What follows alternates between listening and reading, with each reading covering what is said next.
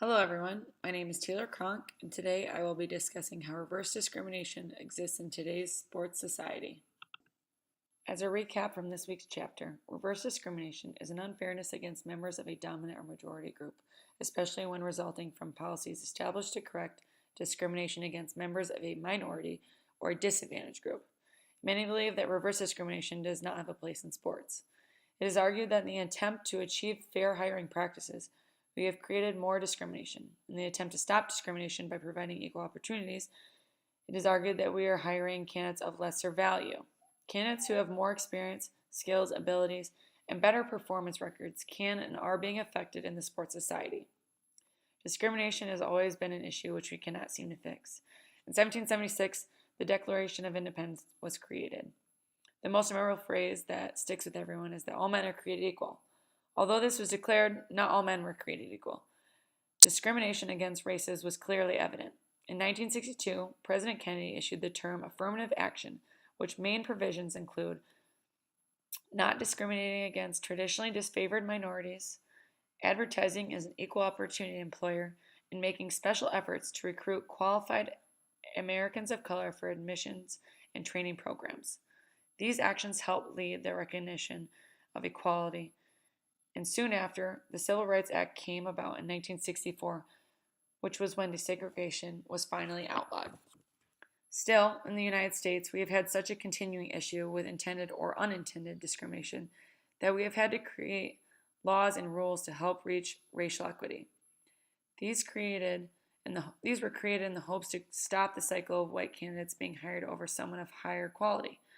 These rules were intended to create fair hiring practices to correct discrimination against members of any disadvantaged group. In this presentation, I will be arguing that in order to fix discrimination, we have created reverse discrimination, which is still discrimination. Reverse discrimination occurs for a number of reasons, but in the sporting world it occurs most often when trying to create more revenue and attempting to create a fair opportunity to all races. Both of these sound plausible, but there are still issues that arise.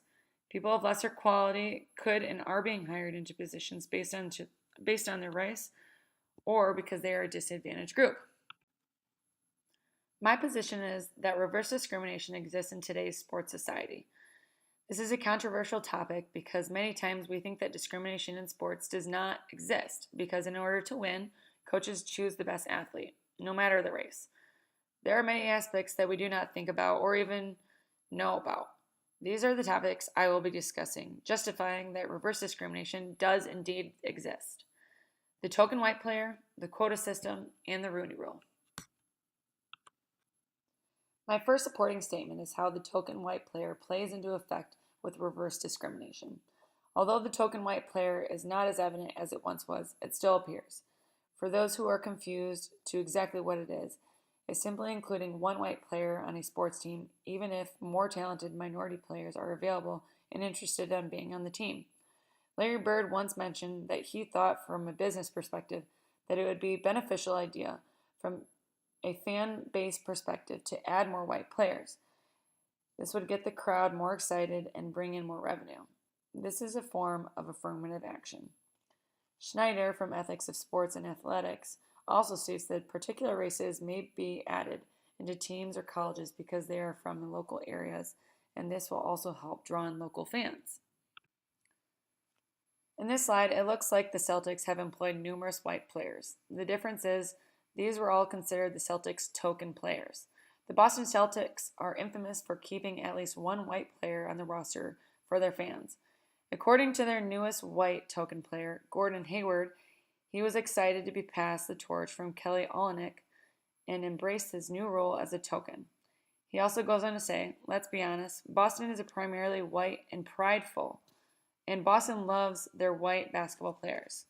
Let's make one thing clear, Boston does not dislike their black basketball players. In fact, they like them quite a bit.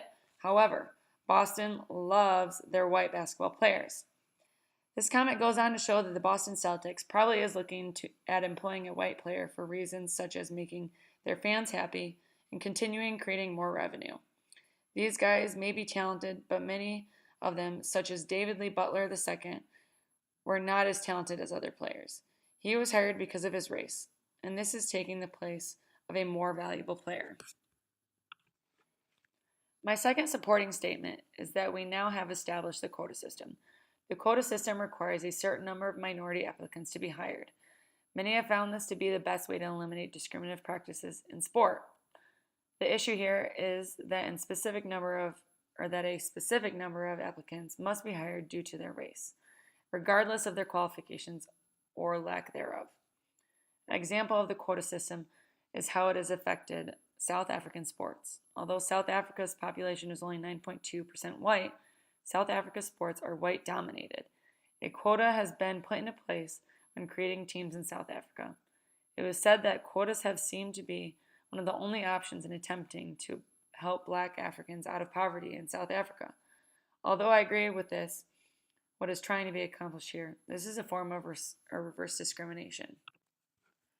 The South African government insists that each level of representative sport there must be a certain number of non-white players, including a smaller number of African Black athletes.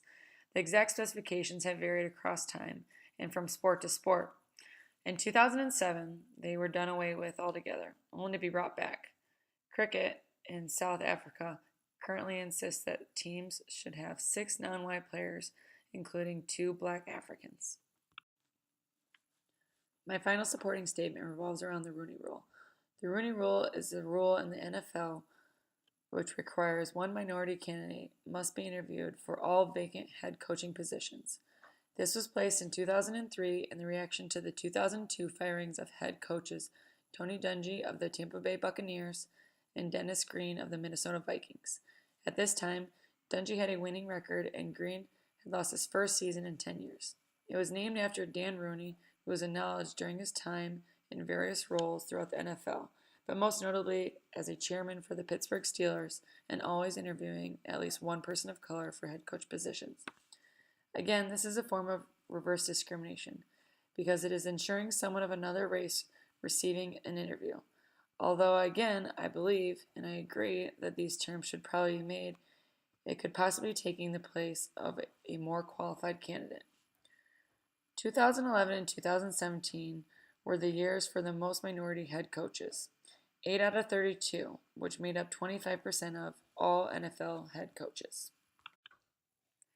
In this slide, I have attached this picture because it shows the winning percentage of all these coaches. Here's a quote I found from Dan Dungy. The good thing about the Rooney Rule was not that you had to interview a minority candidate, but that it slowed the process down and made you do some research. But now, it seems like in the past few years, people haven't really done what the rule was designed for. It has become, just let me talk to a couple minority coaches very quickly so I can go about my business of hiring the person I really want to hire anyways. In conclusion, we can see that reverse discrimination has its role in sports. The outcomes of reverse discrimination can be seen as good or bad. For the most part, I feel like everything that has been implemented into our system was for the greater good. We are trying to reach equality among each other, and our society has shown the need for adjustments. Looking deeper into the role of the white token player, examples of the quota system being used, and the Rooney Rule, we can see that reverse discrimination has its place in sports. To conclude my presentation, I have a few questions for you guys.